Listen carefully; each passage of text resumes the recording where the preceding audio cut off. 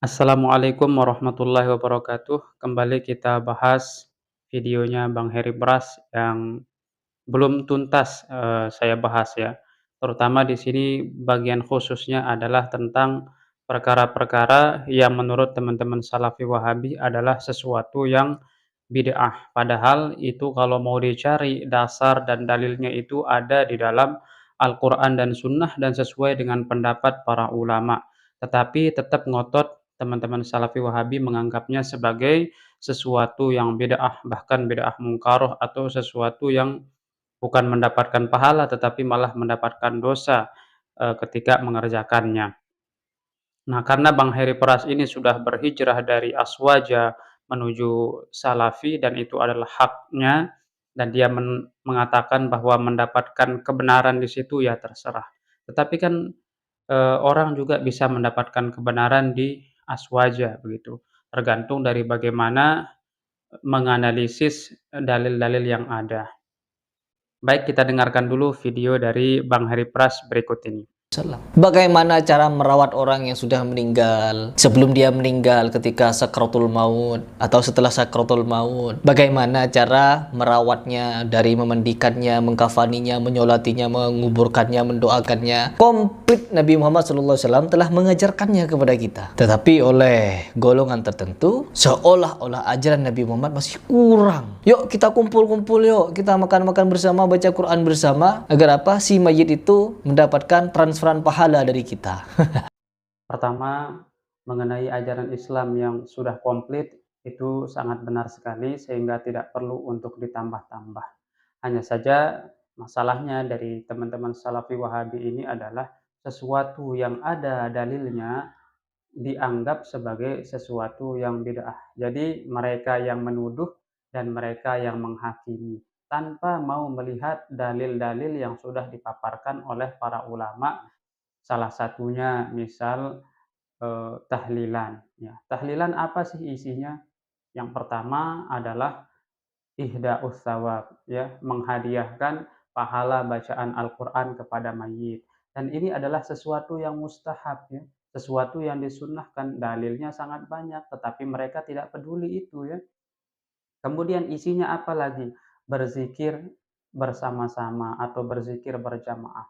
Berzikir berjamaah ini adalah dilakukan oleh Rasulullah SAW dalam banyak sekali kesempatan.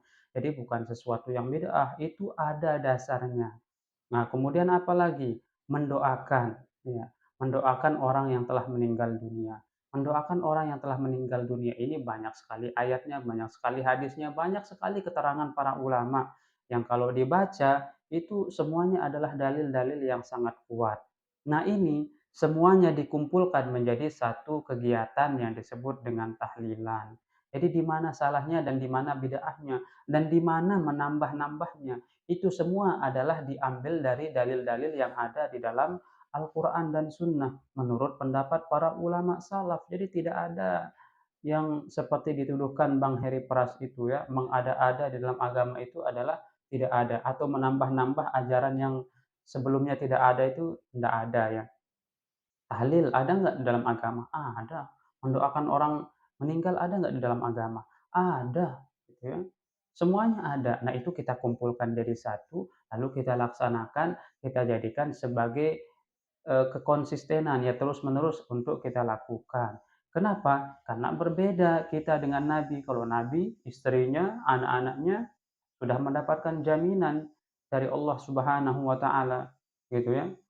Tetapi kita, siapa yang menjamin? Maka kita butuh untuk mengamalkan lebih kencang lagi dalil-dalil yang sudah dipaparkan para ulama agar kita bisa mengejar orang-orang terdahulu itu. Begitu ya, Bang Heri Pras. Kalau memanglah transferan pahala itu benar, maka Rasulullah SAW akan mentransferkan bacaan Qur'annya kepada Khadijah. Khadijah ketika meninggal, anak-anaknya Fatimah, cucu-cucunya Hasan Hussein, para sahabat dan lain sebagainya berkumpul dengan Nabi Muhammad, transfer rame-rame kepada Khadijah, Ummul Mukminin. Sebenarnya untuk transfer pahala kepada Siti Khadijah itu adalah hal yang tidak diperlukan di saat itu. Kenapa tidak diperlukan? Karena Siti Khadijah ini adalah istri dari Rasulullah dan banyak riwayat yang menjelaskan bahwa istri Rasulullah SAW yang ada di dunia yang disebut Ummul Mukminin ini akan menjadi istri Rasulullah nanti di akhirat.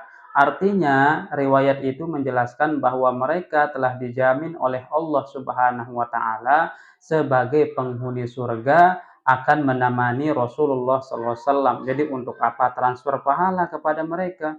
Mereka toh juga nanti akan masuk surga di golongan orang-orang yang awal nanti masuk surga ya, bi ghairi hisab, istri-istri Nabi. Bahkan di dalam satu riwayat, Hafsah ketika diceraikan oleh Nabi SAW, turun malaikat Jibril untuk meminta Nabi SAW agar merujuk kembali Hafsah binti Umar. Kenapa? Alasan salah satunya adalah bahwa Hafsah itu adalah istrinya Nabi di dunia dan nanti akan jadi istri Nabi juga di akhirat. Begitu ya. Nah, sama dengan Siti Aisyah, kemudian istri-istri Nabi yang lain tidak perlu transfer pahala karena mereka memang nanti akan masuk surga bersama Nabi Shallallahu Alaihi Wasallam. Beda halnya dengan orang tua kita, istri kita, anak-anak kita, tidak ada yang menjamin akan masuk surga, begitu ya. Sehingga kita perlu melakukan banyak amal soleh yang dianjurkan oleh Nabi Shallallahu Alaihi Wasallam untuk mendongkrak agar kita bisa masuk ke dalam surga, agar kita selamat. Itu kan maksudnya. Nah, dalam tradisi tahlilan itu apa sih? Sebenarnya lihat isinya dulu.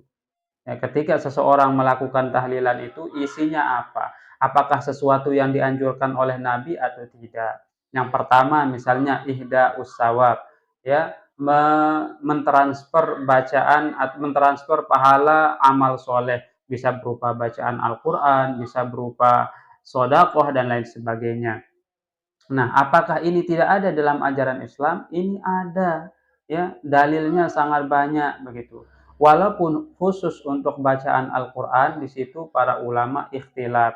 Tetapi kalau misalnya Heri Pras mengikuti ulama yang mengatakan tidak sampai bacaan Al-Quran, ya tidak masalah. Ini kan hanya perkara fikih ya.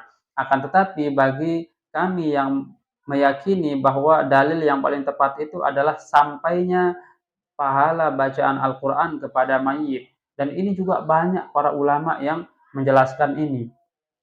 Nah, pertanyaannya, apakah para ulama yang membolehkan ihda'us thawab atau transfer pahala kepada orang yang telah meninggal dunia itu, mereka semua bodoh. Jadi Heri Pras adalah yang paling tahu tentang Nabi dibandingkan dengan ulama-ulama ini. Siapa ulama-ulama ini? Pertama, Imam Ahmad bin Hambal.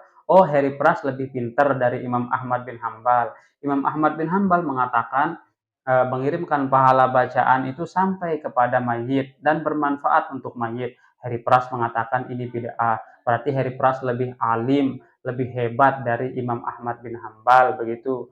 Jumhur ulama dari kalangan Hanabilah, dari kalangan Malikiyah, kemudian sebagian dari Syafi'iyah mengatakan sampai dan bermanfaat untuk mayit. Sedangkan menurut Heri Pras tidak. Berarti yang harus diikuti begitu Bang Heri Pras, bukan jumhur ulama begitu. Ya, kalau orang waras silahkan dipikirkanlah.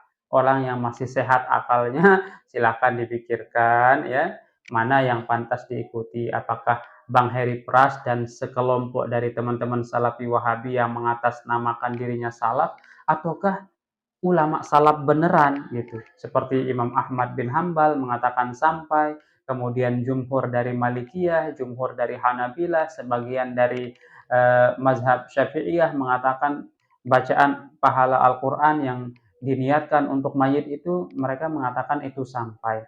Kita tinggal memilih saja begitu kan. Dan pilihan mana saja itu ya terserah masing-masing. Hanya saja jangan saling menyalahkan seperti yang dilakukan oleh Bang Heri Pras ini ya.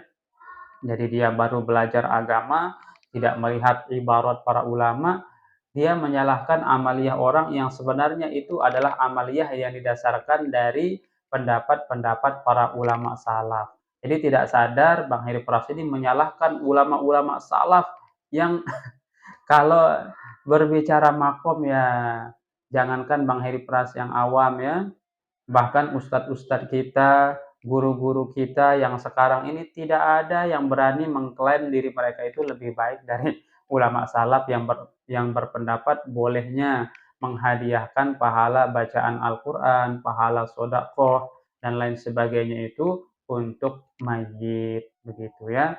Nah, mudah-mudahan apa yang saya sampaikan ini bisa bermanfaat ya. Jadi pesan saya, belajarlah agama supaya menjadi orang yang benar, bukan supaya menjadi orang yang gampang menyalah-nyalahkan, apalagi terhadap perkara khilafiyah itu ya. Kita harus berlapang dada terhadap perkara khilafiyah. Anda mau amalkan silakan, tidak juga tidak masalah, tetapi jangan suka menyalah-nyalahkan orang yang berbeda pendapat dengan Anda. Begitu pesan saya ya Bang Heri Pras. Sekian, wabillahi taufiq wal hidayah. Wassalamualaikum warahmatullahi wabarakatuh.